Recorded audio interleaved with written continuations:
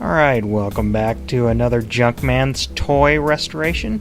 Here we have a Structo Telephone Company truck that we're going to restore here. It's from the late 40s and into the 50s. It's hard to exactly date it. I'd say early 50s, but it was made for a long time here. And you can see it's pretty rough. It's missing a few parts. It's got the wrong rear wheels and whatnot on it. We're going to take care of that. It's got a lot of dents, as you can see, and it's awful rusty. I had just washed it here, so that's why you can see a little bit of wet and water on it, but it was pretty dirty and it's pretty rusty, so we got a lot of work ahead of us.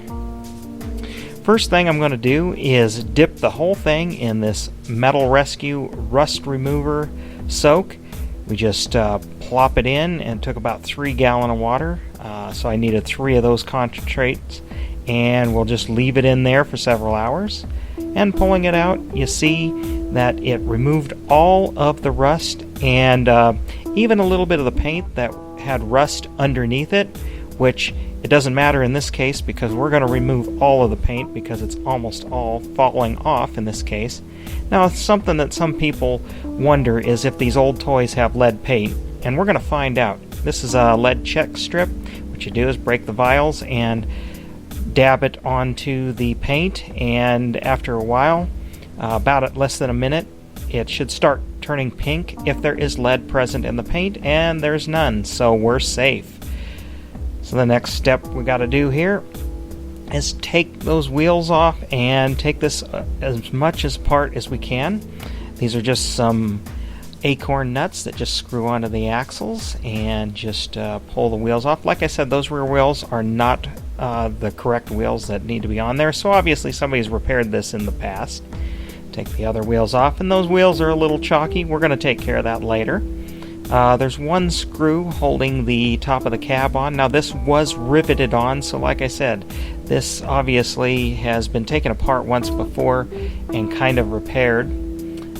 This is the little winch, and there's a square nut on the side, which is not correct. It should be one of those acorn nuts. And we'll get rid of the winch rope here, which is not correct. It should actually be a little chain, so we're going to have to replace that. So I just cut that. It does have the hook on there. And then there's this little brace in the back, which is bent. It's just held on with some other screws. Now we got all the parts, and sitting here just taking stock of what we got to do here. First thing is we're going to use some aircraft paint stripper and just follow the directions, safety precautions and everything. Coat the whole part because we want to take all of the paint off, and this is going to take a little bit. Let it set for about 15 minutes. I had to do this twice to get completely all the paint off, and you'll see the results in just a minute here. And here it is after we washed it off, using rubber gloves. Follow the directions and all the safety precautions, and obviously we got all the paint off. I did leave the paint underneath there just so you could see the original color. Now we got to take care of some of these dents here, and it's got a big crease there and a couple of dents up on top of the cab, and we're going to do this with just some various tools. Here's a little dolly. I got a punch to get into a tight space, obviously a ball peen hammer, some pliers, and maybe some vice grips to bend little tabs and things like that.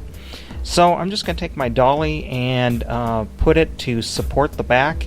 And a little fun fact about metal is metal kind of wants to go back to its original shape, so you just got to keep working it here, hammering on it from different angles, maybe using some different tools. There's kind of no wrong way to do this in this case. Like I said, I couldn't get exactly in there, so using the punch to kind of punch it out there, and then I'll bang on the other side supporting it with the dolly, as you can see here, and that helps flatten, shrink, and stretch the metal and put it back into shape. Like I said, I worked about an hour or two on this just to get it as best I could, so I'm not going to show you everything I did, but I'm just using various techniques like this to take out all those dents. And in a minute here, you're going to see the results of all this hard work. And here we go. We got that big old crease taken out, and it's nearly flat. And with a little paint and such, that'll help fill in just those little bit of scratches that I put in there. Now we got to work the main body here. This was a little bent and out of shape, so we're going to use the dolly again and kind of hammer it and get some of those small little dents and put it back into shape. And same with that crossbar in the back was bent, so we're just flattening it out on a piece of wood and using our hammer.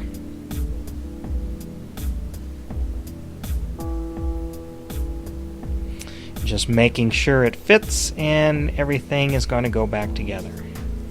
Now it's time to put some primer on, and I'm using some self-etching primer here because we have bare metal.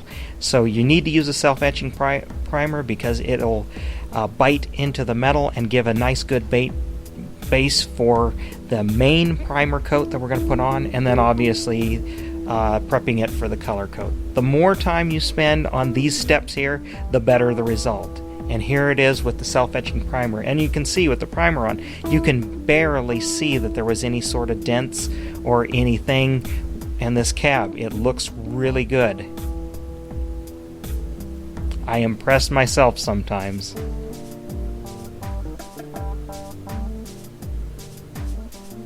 Now here's the finished primer coat, the one that we can sand a little bit, and we're going to do that next. We're going to do a little bit of wet sanding with some 600 grit sandpaper just to take off some overspray and smooth out, especially around some of those dents and things, and just make it smooth and a nice base for the color coat. And after we get done here, we'll wipe it all down, wash it and wipe it all down and get ready to put some color on. I always paint the undersides first, let it dry, and then flip it over, so if you accidentally screw up, it's on the underside and it's easier to fix rather than starting on the top and then you're flipping it over and risk damaging that fresh paint to paint the underside. So I have it on a cheap plastic cake stand, and this is in a small paint booth that I built myself, and I have some high volume fans behind that filter there, and it sucks the overspray and all the fumes out a duct hose and outside. If you don't have that, just do it in a well ventilated area, preferably when it's not windy out, because you don't want any dust to get on your fresh paint job. Just use short, even strokes, be about 6 to 8 inches away if you're using the rattle can, and just put light coats on and be very even, and you should get a quality looking paint job. Now when we let that dry, let's take a look at those wheels. Here they are after we washed them up, and here's a product that I found for rejuvenating rubber parts, Gummy Fledge Stiff. I had to order this online, but you just daub it on like shoe polish, let it dry, and then wipe it off. I did this twice, and here's the end results. As shined it up, it made them a lot less chalky. I still may find some reproductions in the future. Well, here's what it looks like after the paint has dried, and I put one coat of clear coat on as well, using the same technique obviously as putting the color on. Now we're gonna put the decals on. Now these are just peel and stick decals that I got from a eBay seller. I'll put a link in the description where I got these. And as I said, they're just peel and stick. I've never used just peel and stick on a restoration like this. I've usually used water slides. So I am not going to clear over these because I haven't had a chance to test the color fastness with putting clear over the decals, but that is something I would normally do, but in this case I'm not going to. So just peel and stick and get out all the air bubbles, and just make sure they're as straight as they can be and put them right where they go. Okay, and that's what it looks like all put back together. Now let's move on to the axles. I want to take out the slop in these axles so the wheels turn better. I mean, this is how it would have come from the factory. There was no precision here. So I'm going to make some little aluminum spacers that go between where the axle rides and the wheels to just take up the slop. And here you see I cut 2 little spacers out of some aluminum tubing that fits over the axle. and you see it took out the slop, and this is going to make it roll a lot better than it originally ever would have. I'm going to also do that same technique for the rear wheels. As you know, I'm going to reuse the wheels that were on it, even though they're incorrect, but because they're supposed to be dual wheels, we need to take up the space with these little spacers, and again, cut it out of some aluminum tubing, put the wheels on, and put it all together. And as you can see, there's little to no slop in there, and they spin nice and freely, and we're almost ready for play.